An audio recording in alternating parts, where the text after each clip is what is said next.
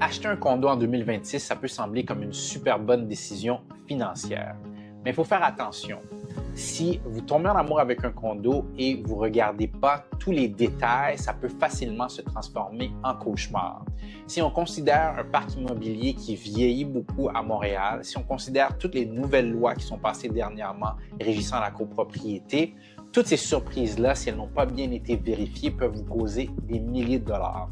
Aujourd'hui, je vais prendre quelques minutes pour vous dire c'est quoi les 5 pièges à éviter avant de faire une promesse d'achat sur un condo. Première chose que je veux considérer, je veux que vous regardiez, c'est quand vous allez voir une fiche MLS et vous regardez les frais de condo qui sont trop bas, je veux vraiment que vous posez la question pourquoi ils sont si bas. Si vous regardez un condo de 2 chambres, 800 pieds carrés, puis on parle de frais de condo de 125 $, il y a probablement anguille sous roche. Est-ce que c'est parce que c'est un syndicat qui commence à gérer avec beaucoup de cotisations spéciales ou ils ont tout simplement pas encore fait leur devoir à savoir qu'est-ce qui va se passer dans les prochaines années en termes de travaux? Alors, première chose, ne vous excitez pas trop quand vous voyez des frais de condo trop bas comparé à qu'est-ce que le marché ou qu'est-ce que ce genre d'immeuble-là doit commander comme frais de condo. Deuxième chose, et c'est peut-être relié à ce que je viens de parler, c'est l'absence d'une étude de fonds de prévoyance et un carnet d'entretien. Qu'est-ce que c'est une étude de fonds de prévoyance dans un condo? C'est tout simplement quand un syndicat a engagé une firme d'ingénieurs pour regarder quels sont les travaux qu'ils vont avoir à faire dans les 5, 10, 15, 20 prochaines années et regarder comment leur fonds de prévoyance est prêt à supporter ces travaux-là. Alors, typiquement, une étude de fonds de prévoyance va avoir comme conclusion, l'ingénieur va dire, si vous restez avec des frais de condo comme ça, vous allez probablement devoir augmenter drastiquement vos frais de condo à une certaine période ou avoir recours à des cotisations spéciales. Ou en échange, ils vont dire, restez comme ça avec le pourcentage normal, que ce soit l'inflation ou un pourcentage de croissance normale, vous allez avoir assez pour absorber les travaux qui vont venir et le coût que ça va coûter en temps et lieu.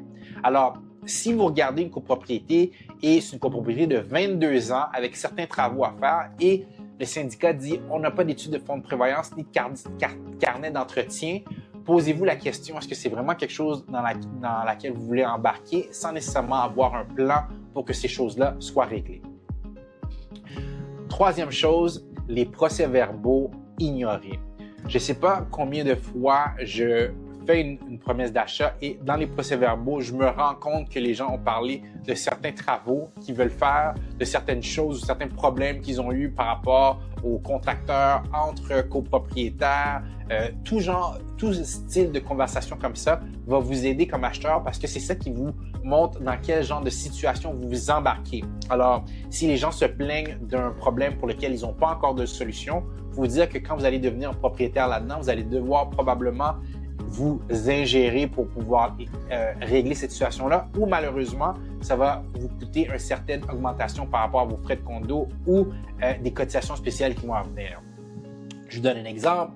Un condo où tout le monde se dit comme ça qu'on garde les frais de condo très bas, puis là, vous voyez dans les procès-verbaux, le toit est à venir dans 2 ans et il y a à peu près 8 000 $ dans le fonds de prévoyance. Vous savez qu'un toit, ça va coûter 30 000 $. Ça veut dire que dans les prochaines années, quand vous allez devenir propriétaire, c'est ou bien qu'ils vont drastiquement augmenter les frais de condo, il va y avoir une cotisation spéciale équivalente à la portion de votre condo pour pouvoir faire ces travaux-là. Et ça, c'est pas nécessairement juste pour le toit, ça peut être pour les fenêtres, ça peut être pour les balcons, ça peut être pour la brique, beaucoup de choses qui peuvent être très onéreuses. Alors, regardons les procès-verbaux avec attention et regardons comment ça peut nous affecter comme nouveaux copropriétaires dans ce syndicat. Quatrième chose, c'est d'ignorer ou de passer très rapidement à travers la déclaration de copropriété. Là, je vais vous donner un exemple assez indicatif de ce qui peut se passer. Vous achetez dans un nouveau condo et vous dites comme ça que c'est possible que dans 2 ou 3 ans, vous voulez partir à l'étranger pour faire un long voyage ou pour avoir un contrat professionnel. Et là, vous n'avez pas lu que dans la déclaration de copropriété, les seules locations qui sont possibles, c'est des locations de 12 mois minimum quand vous pensiez faire un voyage de 6 mois et louer votre condo pendant une courte période à quelqu'un d'autre. Fait que ça rendrait l'achat de cette propriété-là très difficile si vous pensez faire plusieurs de ces voyages-là.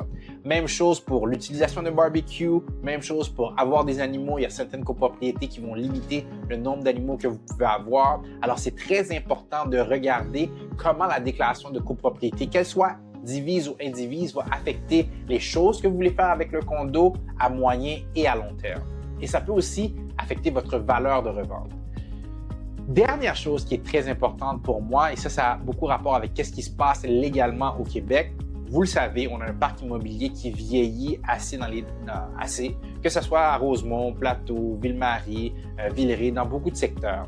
Et dernièrement, dans les dernières années, le gouvernement a passé beaucoup de lois pour protéger les copropriétaires de condos pour s'assurer qu'ils fassent certaines choses pour que la pérennité de ces immeubles-là soit garantie. Il y a quelques années, le gouvernement a demandé que les gens gardent un certain pourcent de leur budget et qu'ils déposent dans le fonds de prévoyance. Je pense que, c'était 5%, mais c'est arrivé il y a à peu près une dizaine d'années. Dernièrement, le gouvernement a demandé qu'il y ait un fonds séparé de votre fonds de dépenses, qui soit un fonds tout simplement pour payer la franchise la plus élevée par rapport à votre prime d'assurance. Alors, quand vous êtes en train de vérifier les documents avant de faire une promesse d'achat ou pendant la réalisation de vos conditions pour les promesses d'achat, il faut regarder est-ce que ce syndicat-là répond à ces exigences légales ou quand vous allez devoir devenir propriétaire, est-ce que vous allez devoir intervenir pour que ça soit respecté. Et là, il faut considérer que même si vous arrivez dans ce syndicat-là et vous savez que légalement, c'est qu'est-ce qui doit être fait, c'est pas nécessairement que vous allez pouvoir changer l'opinion des autres copropriétaires et qui vont pouvoir le faire premièrement et deuxièmement dans le délai qui vous empêche d'avoir des coûts supplémentaires. Alors, c'est très important de regarder ces 5 choses-là que vous êtes en train de faire une promesse d'achat. Alors, si on récapitule rapidement, frais de condo trop bas, posez-vous la question, est-ce que c'est une nouvelle construction et ils n'ont pas encore vraiment trouvé le niveau d'un bon niveau de cotisation par rapport aux frais de condo ou c'est tout simplement un condo qui gère par cotisation spéciale? Est-ce que ça vous intéresse d'avoir ce type de gestion-là? L'autre chose, l'absence d'une étude de fonds de prévoyance ou des carnets d'entretien. C'est quoi le plan de cet immeuble-là pour qu'il garde son état général en bon état dans les prochaines années? Procès-verbaux, c'est là que vous allez voir les discussions entre les propriétaires, à savoir les conflits, à savoir si tout va bien, à savoir s'ils parlent déjà de travaux qui n'ont peut-être pas été votés, mais qui sont à venir bientôt. Les 2 derniers points, c'est la déclaration de copropriété qui est, si on veut résumer, presque le document fondateur du syndicat. Est-ce qu'il y a des règles là-dedans qui vous empêchent d'utiliser le condo de la façon que vous voudriez le faire dans le futur? Et dernière chose, est-ce que le syndicat de copropriété répond ou respecte toutes les règles qui ont été passées dans les dernières années? Alors, la cotisation au fonds de prévoyance, est-ce que c'est vraiment 5% ou qu'est-ce que ça devrait être? Est-ce qu'il y a le fonds d'auto-assurance? Est-ce qu'il y a toutes ces balises-là qui sont respectées ou est-ce que ça va vous affecter quand vous allez devenir copropriétaire? Je serais vraiment curieux pour vous, est-ce qu'il y a un des points que je viens de mentionner qui a fait une différence auquel vous n'aviez pas réfléchi ou d'un autre côté, est-ce qu'il y a des choses que vous trouvez importantes que je n'ai pas mentionnées? Laissez-moi ça dans les commentaires. En passant, en laissant ça dans les commentaires, assurez-vous d'être abonné et d'aller voir d'autres vidéos.